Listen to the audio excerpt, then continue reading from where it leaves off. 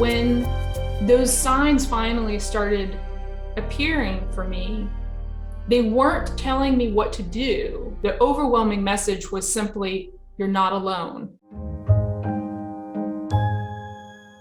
Hello, passionate listeners and watchers. Welcome to Passion Harvest. I am Louisa, your host. Thank you so much for joining me wherever you are in the world right now. I'm so excited about our guest today, Sharon Hewitt Rawlette. Does the universe hear the silent cry of our hearts? We all have experiences that seem too meaningful to be coincidence. How can we tell whether a coincidence is too improbable to be just chance? Is this a genuine message from God, angels, or our deceased loved ones? Sharon is the author of The Source and Significance of Coincidences, The Supreme Victory of the Heart, and her latest book is Beyond Death, the best evidence for the survival of human consciousness. This is her story and this is her passion. Sharon, welcome to Passion Harvest. I am so excited to have you on the show today. I'm so grateful to be your guest. Thank you very much for inviting me.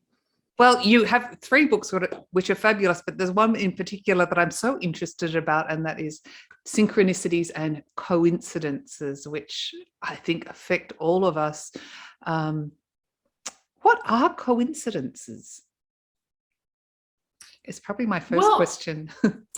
Yeah, I tend to think of them as these events that they're not blatantly paranormal, but there's something going on there that won't let us look away. So we have maybe 2 things that happen in our life that seem like by themselves they're totally normal events, but they have a similarity of meaning for us that's so strong that we have a hard time believing that they can't be connected in some way, even though we can't see any normal way that they could. Most people would say they were just chance, but the meaning and the significance for our lives, usually there's a very strong emotional connection to whatever is happening. It's so strong that we just find ourselves wondering, well, what's behind this? There must be something more than I am able to see at this moment. So we have to investigate further. Are they signs from the afterlife, from the angels or our guides, potentially? I think they very well can be. Part of what I am trying to do in my book, so it's called The Source and Significance of Coincidence. So in the whole first section of the book, I'm trying to ask this question, well, where do they come from? What is the source of them? And I think there are many different answers. I think I have, 9 or 10 different chapters, each one about a different possible source. And so I try to provide some context for helping people figure out what the source of their own coincidences might be. So some of them, yes, I do think are actually ways for people who have died to communicate with us, people that we've loved and who've loved us. I think some other coincidences actually can be communications from other living people, but that we're out of touch with for whatever reason. Maybe they live very far away, or we just haven't seen them in a while, and something will happen that seems very clearly connected to them and carries a message for us, and we're like, oh, I really should get in touch with this person. And then you get in touch with them and it turns out, they were thinking of you, or there was something important going on in their life they wanted to share with you. So that's a definite source. And then there are these other more amorphous coincidences, a little bit harder to pin down. They seem to be coming from some larger intelligence. And some people would automatically say, oh, well, that's God. If you have a belief in a particular deity. I tend to like to steer away from that word because I don't know. I like to stick to the evidence.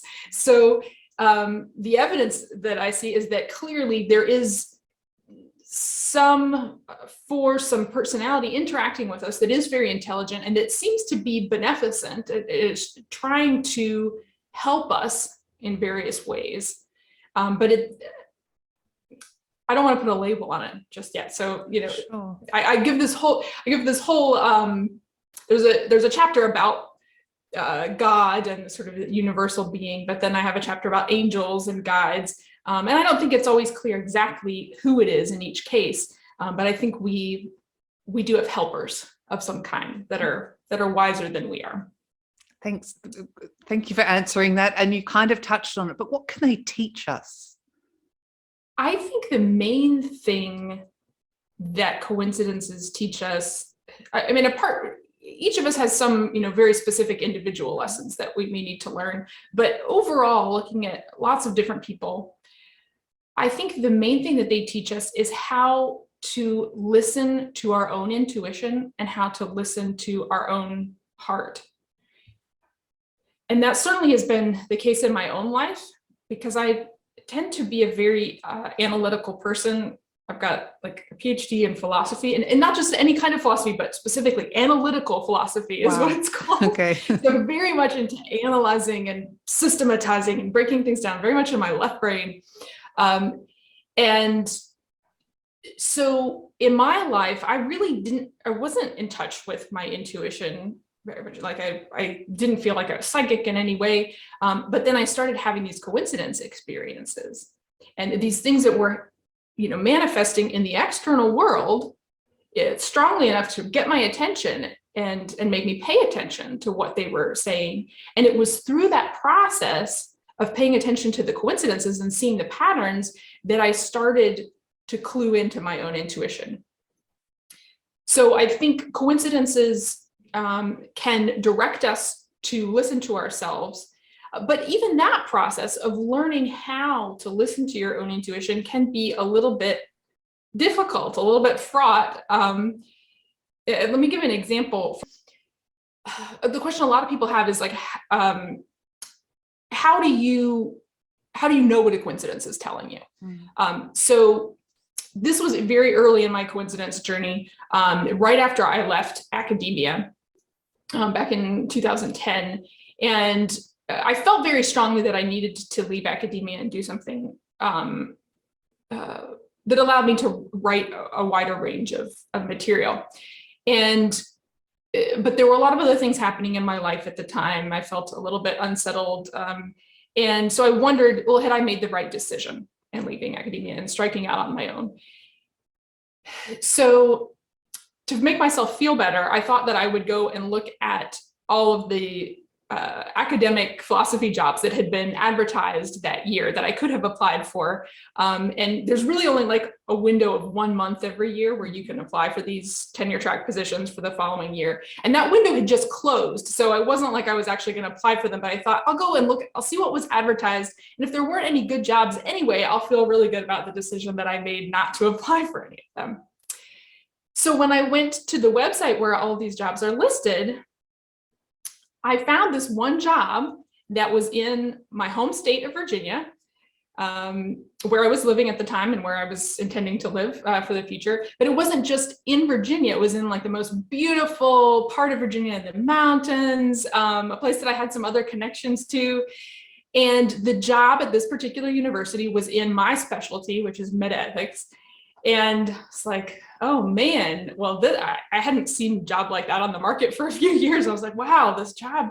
And then I read a little further and saw that this particular job was still open for applications for another like 3 weeks or so.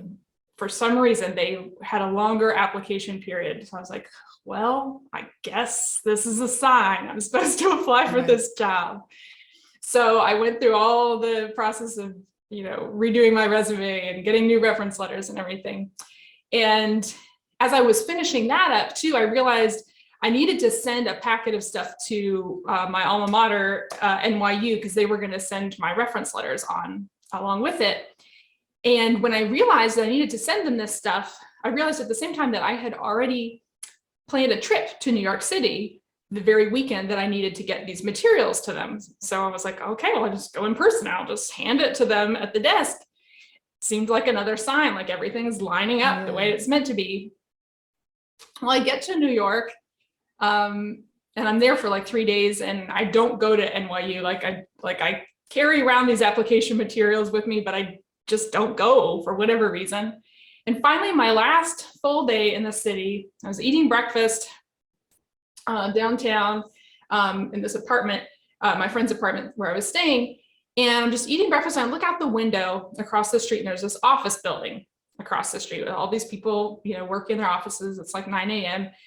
And I just kind of look at them and it reminds me of what it was like to work in an office in academia and, have to get dressed up to go to work. I don't like dressing up. It's not who I am. I like to be outside. I like to be gardening, all this, be with animals.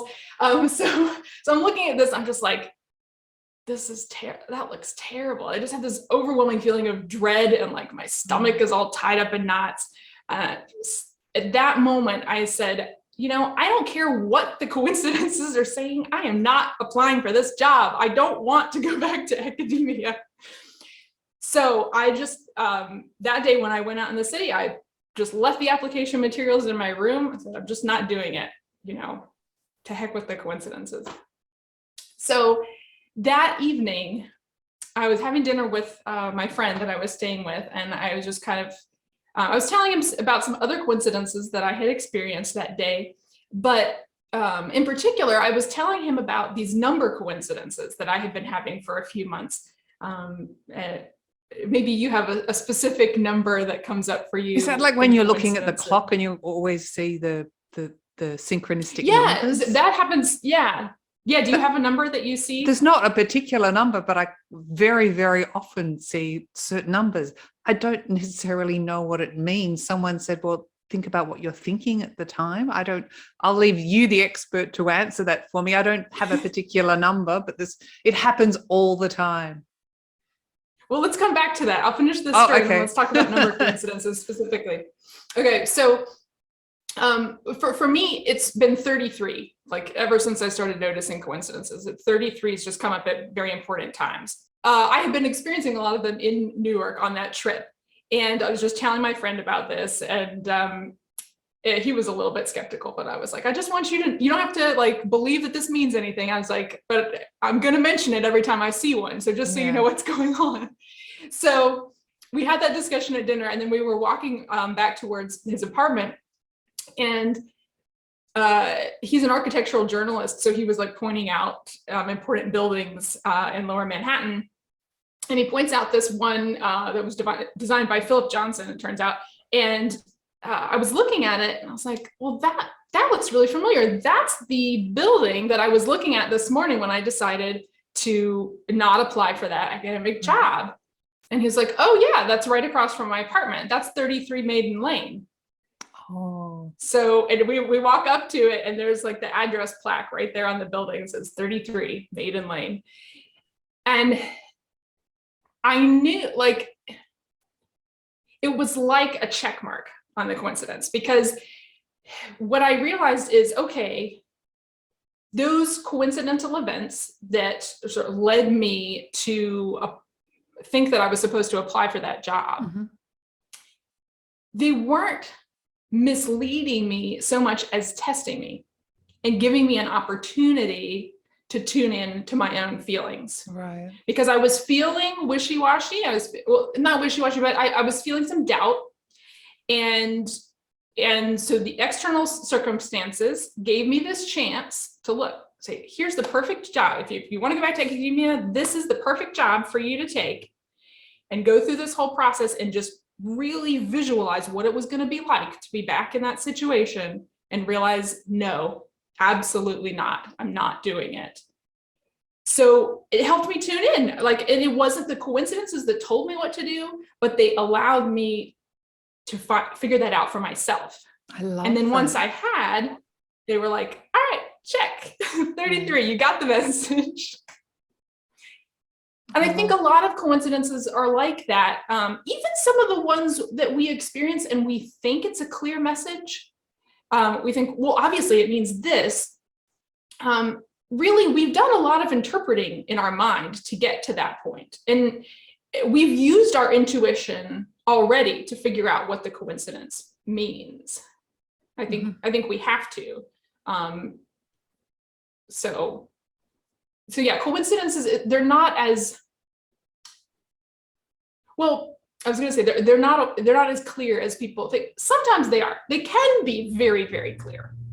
if the universe really wants to get a clear message to you, it can get you an unambiguous message as to what to do when the most important thing is for you to make a specific decision, to do a specific material thing. But I think it's much more common for coincidences to just put you in a position where you have to reflect and make the decision yourself. I love that. I want to move on to numbers. I'm just thinking about all the times I get numbers. But first, I just wanted to say, for a question perhaps from the audience is, I ask for coincidences or signs all the time. I've got important decisions to make and I'm not receiving them. What's your advice? Well, I've been there. I know what that feels like. I went through basically like 10 years of my life getting nothing in response to my questions. And I think that ties into what I was just saying. I really think everybody's different and every period of your life is different. And so if you're going through a period of your life where you're asking for signs and you're not getting them, that's your sign. That's your sign that it's time for you to make that decision yourself. It's time for you to figure out what's important to you. It's time for you to use the information that you have been given and trust that you can make a decision and everything will be okay. So let me just say really quickly about my own experience, because I think it tends to help people frame it when you get a story. So in my own experience, I actually, when I was in college, I had been a Christian up until that time. And then, you go to college, you learn about a lot of other things, you really expand your worldview. And I felt like there wasn't any evidence for God. Like I'd always just believed in God because the people around me did, or it seemed self-evident. But then when I actually looked for the evidence, I didn't see it. But I really didn't want to leave Christianity. And so I continually prayed to God, give me a sign that you're still there. Like show me if I'm wrong about you not existing. And nothing. I mean, these were desperate prayers, like crying, every night before bed, like, God, give me a sign. And absolutely nothing at all. And so that's when, I left Christianity. I became an atheist for basically 10 years after that.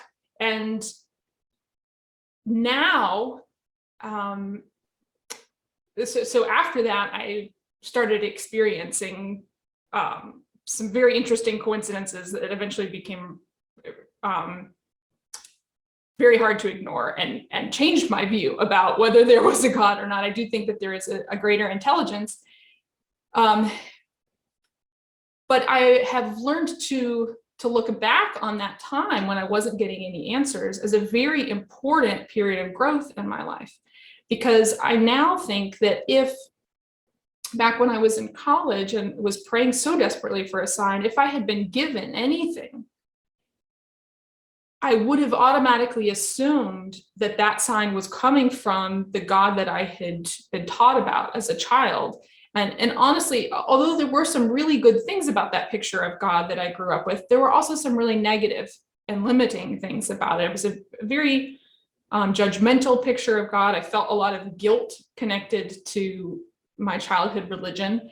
And so any whisper of a sign that I had gotten would have made me feel like, oh, that was the right place for me. I have to go back. I have to believe those things again. But giving me 10 years to just kind of be on my own and to figure things out for myself helped widen my worldview. And then when these signs that I had longed for 10 years ago finally started manifesting in my life, I realized that it wasn't necessarily that God, that it actually could be a much more loving, accepting presence that was trying to reveal itself to me. So it was a much more healing experience than it would have been 10 years previously. Saying, if the signs aren't coming, it's not because no one's listening or no one cares, but it's because a sign wouldn't do the most good for you at that time. And when it's the right time for there to be a sign, it will show up. And I will say that when those signs finally started appearing for me, they weren't telling me what to do whatsoever. I mean, I have had coincidences that seemed more like they were directing me, but at that time, the overwhelming message was simply, you're not alone. Because that was also a traumatic period. And it was just knowing I'm here, I know what you're going through. I've been here all along, even though you haven't seen me, but you're not alone in this. Beautiful. Well, let's move on to the numbers. I mean, many people talk about this and get them all the time. So yes, numbers, and constantly looking at the clock, or even receiving text messages or emails. I always notice that when they're consecutive numbers. I need to come up with a term for those numbers where it's just the repeating digits, because those do they stand out to people. And certainly like my number 33, that's a repeating digit. And there's something that seems non-accidental about it, even when it's just a clock, but it's like somebody is trying to say something, put a stamp on it. But that's where the intuition is so important, because it's like, because you already know the importance of it. And if you laid out, say, I don't know, the 10 most important projects that you had started with people, and then you looked at those and saw, well, how many of those had important number coincidences? I think that it's very likely that the number would be above chance. Yeah. I like to talk about statistics too. I know you do. I've had a good look through your book. Back to your incredible book, you talk about miracles. Do miracles occur? They do. Yes, absolutely. So they're kind of, to me, they're kind of the polar opposite, well, not polar opposite of coincidences, but like where coincidences are these really subtle events that you say, well, maybe it's just chance. A miracle is just in your face. Like there's no way that could have happened without the intervention of some other force in your life. And so, if the coincidences aren't quite getting your attention, then sometimes we do need like a blatant miracle to come in and say, no, look, we're here, we're taking care of you, and everything is under control. Yeah. Or at least that seems to be the biggest message, I think. Because when I think of miracles, I think of some of these cases, like I talk about in the chapter of my book on angels and guides, these cases where, people they're driving and suddenly there's this truck bearing down on them on the road, and there's no place for them to go, and the truck is out of control. Obviously they're going to hit them, and then suddenly they like shut their eyes because they're about to be killed in this highway accident. They open their eyes and the truck has disappeared, and they like turn around and there's no truck behind them, like it's just gone. So unexplainable. Those things, like, yeah, where do you even start trying to explain what happened? I mean, was the truck never there to begin with? Was the truck there, but then where did the person go who was driving? I mean, who knows? But there's a clear benefit to you, and you were clearly protected in a very blatant way. And I think it's really important to see coincidences within the context of those miracle stories as well, because people who haven't experienced the blatant miracles, but they have experienced some coincidences, and they're wondering, well, could this be meaningful? Could this not be meaningful? Once you understand how much the universe is capable of, and I mean, in other situations, you realize, yeah, it's more likely than not that this is the universe trying to take care of me or to tell me something important. Yes, I feel we're always being guided, but I mean, you've spoken about maybe it's not the right time, or sometimes we need to listen or take notice of it. Many people want to connect with loved ones from the afterlife. Do you feel that they're trying to offer us signs or symbols or synchronicities as well?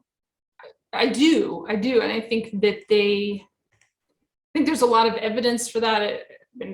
The chapter on coincidences coming from the deceased is actually the longest one in my book, because I lay out a lot of evidence that life does go on after death, because some people, they don't know whether that even makes sense, but I try to show, no, that there's a lot of evidence that we do go on after death. And then I specifically talk about the coincidences that come from people and how the different ways that the deceased manifest themselves. For me, the biggest question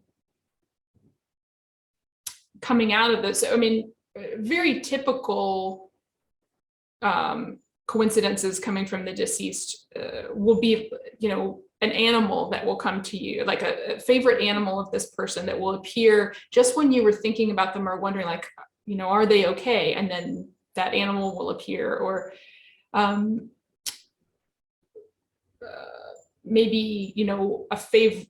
Well, actually, here's one of my favorite cases, because this is great. I love examples. This is a pretty obvious one. Yeah. So in this one case, I think it was a woman whose father had died, and it was right before her birthday, I guess, and that was kind of hard for her.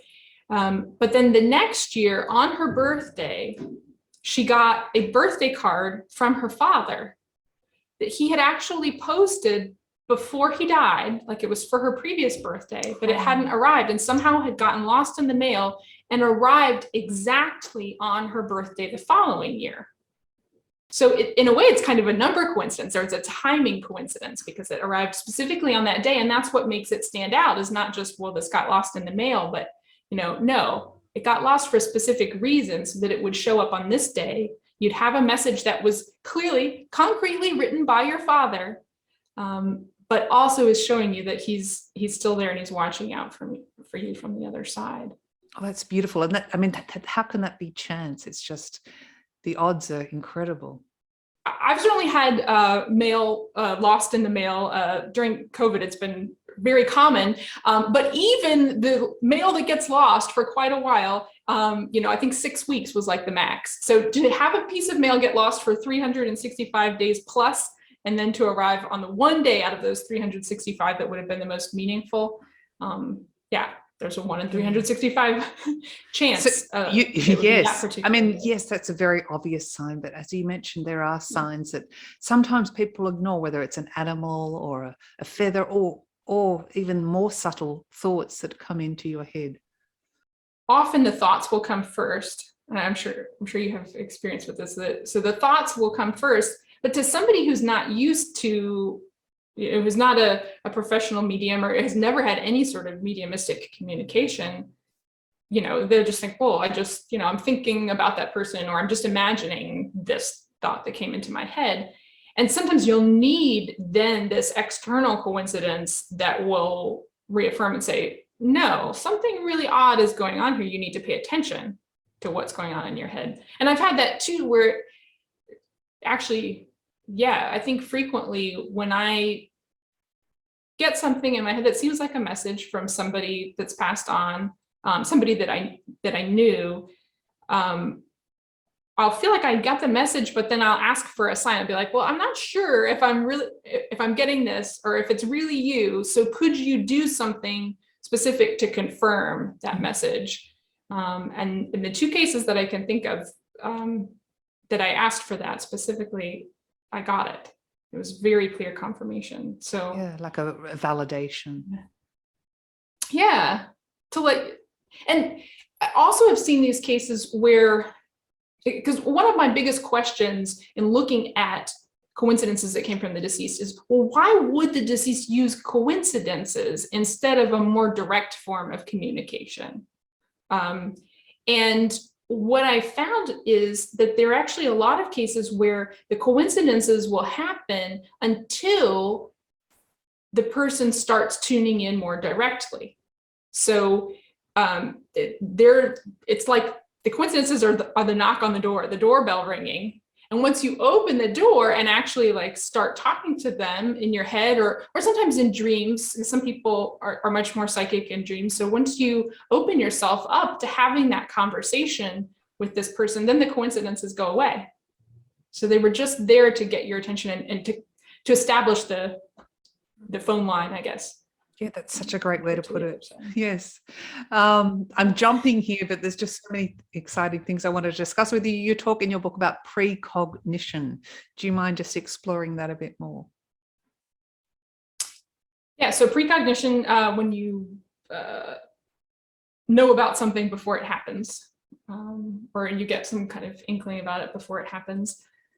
Sometimes it seems like you get a coincidence that's telling you about something that's going to happen in the future. And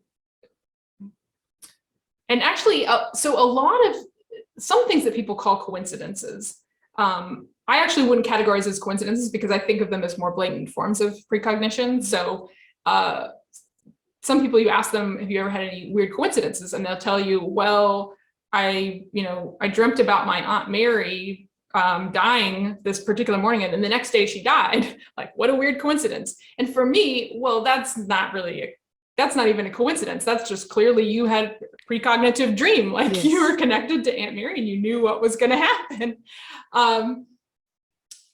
So I think it's important. I guess the thing is, coincidences, if you don't have a really good acquaintance with all of the paranormal phenomena that exists out there, then you tend to lump everything into the coincidence basket, which is fine. I mean, and then as you get more experience, you start to categorize them and sort of pull them out of the coincidence basket. And it's like, well, actually, that was me, having a precognitive dream, or actually that was me, being telepathically connected to someone. And so you start to have more categories to put things in. But certainly precognition is something that happens all the time, especially in dreams. I think it's for, 10 or 15 years, I've kept a very careful dream journal. It's so fascinating to me to keep a record, because there are often dreams that I don't even realize are precognitive, and because they don't point to anything that happens that particular day. It'll take a year or it'll take 2 years, but then the event that they were pointing to will happen on the exact day that the dream happened. So it'll be something like very run-of-the-mill, like, or well, this particular case, this is not so run-of-the-mill, but there was a particular researcher, a parapsychology researcher that I met that had a very peculiar name. I'm not going to say who it is, but had a very peculiar name, and I was very excited to meet them, and it was a really interesting conversation. I went back to my dream journal, a week or so after that. I would just happen to be reading through it, and I discovered that a year before that, I had a dream about meeting someone with this peculiar name, which I didn't connect to the parapsychology researcher at that time, but I had dreamt about meeting them. And then there they were exactly a year later. So when you keep a record too, you get to see a lot of these interesting connections. A lot more people are precognitive than they realize, but if you keep track, you might discover. Yeah, it's just remembering back, or keeping a note of it, as you said, or a journal. Based on all your research, particularly with synchronicities and symbols and coincidences, how can we live our best, most aligned life? This kind of goes back to the beginning of the interview. I think that tuning into your intuition and your heart and your passion, as you talk about on Passion Harvest, that is so important. And if you're going astray and you're not, living your best life, you're maybe just doing what you think is expected of you, or what you have to do for some reason, then often coincidences will come around to just alert you to the fact that there are other possibilities. Or sometimes they'll even come around to make you more uncomfortable in your situation, to push you out of it. So if in your life you feel like, well, every time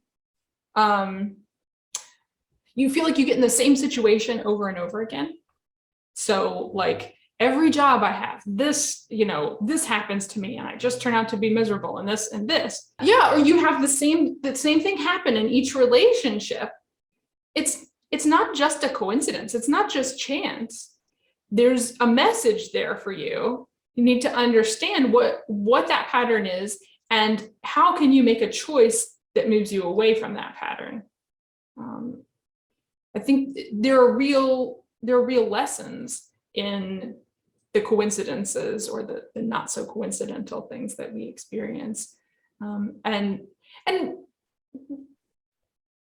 we're not always ready to hear it the first time around, or the second time around, or the third time around. A lot of us, we have to get to our breaking point, the point where we're so frustrated or we're so miserable that we're willing to take the risk to do something different in our life. And that's okay. Everybody moves at their own pace.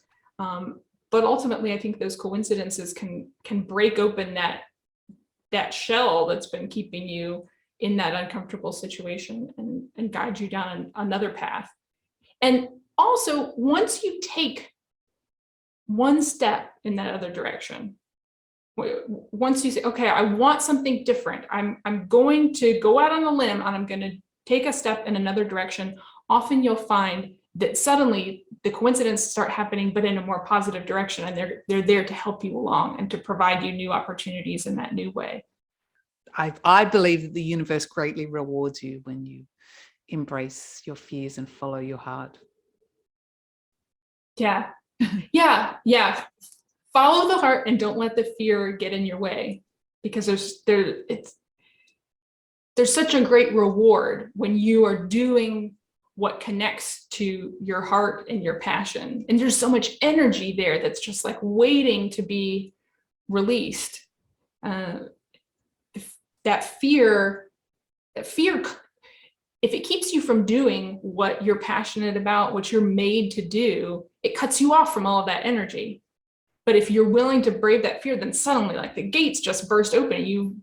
At least I realized, well, I have so much more energy than I ever even realized, because it's energy that is made to flow in a certain direction. And if you keep damming it up and trying to put it in another direction, you're going to feel like it's ruining your life instead of creating this beautiful life. You've got to let the river flow the way that it wants to flow. Yeah, I completely agree. That was a beautiful way of explaining it. Now, a big congratulations on your latest book, Beyond Death. Do you want to just briefly describe to the audience what it's about? It sounds really exciting. Oh, yeah, sure. So it's a much shorter book than the coincidence book. This is a very condensed book. It's a very easy to read book, but it's a collection of the best evidence for an afterlife, for the survival of human consciousness after death. And so it takes the most evidential cases in cases of after-death communication, cases of near-death experience, cases of past life memory, or children who remember the period between lives, and puts all of those evidential cases together, shows what their evidential qualities are, and addresses some of the skeptical hypotheses that people have about this evidence. Like, is it just, we're having a psychic hallucination, like our own psychic abilities are able to create the illusion of an afterlife? And I explain why that's not the best explanation, that really the survival of human consciousness after death is the best way to understand the things that we actually see in people's lives. Well, I think you're doing so that's absolutely Beyond Death. Beyond Death. Yeah. What wonderful work you're doing. Yeah. Sharon, it's been such a delight to have you on Passion Harvest. Is there something you'd like to share that I haven't asked your question to share with the Passion Harvest audience? Honestly, I think what you were saying and what we were both saying about following your passion and following your heart and listening to your intuition, that really is the core of my coincidence book. So it was really great when you asked me to be on this show, because the mechanics of it, I mean, my book, it's filled with all of these examples. So, people want more concrete examples, it's filled with them. But I think, like we said earlier, honestly, when you sift through all of the examples, the thing that comes out over and over again is listen to yourself, listen to your heart, and let the universe teach you how to listen to yourself. The universe is much more benevolent than most of us grow up thinking it is or are taught that it is. Our culture tends to tell us, well, if you don't do everything right, then you're going to be miserable. And so if we're miserable, we think it's all our own fault, and it's always going to be this way. But in truth, the universe is always there trying to give us opportunities to live a more full life, a more rewarding life. And that is possible there. So you just have to look for those little clues. And it's not to say that, suffering is a part of life, that difficult times are a part of life. It's there to help us grow, to help us understand ourselves better.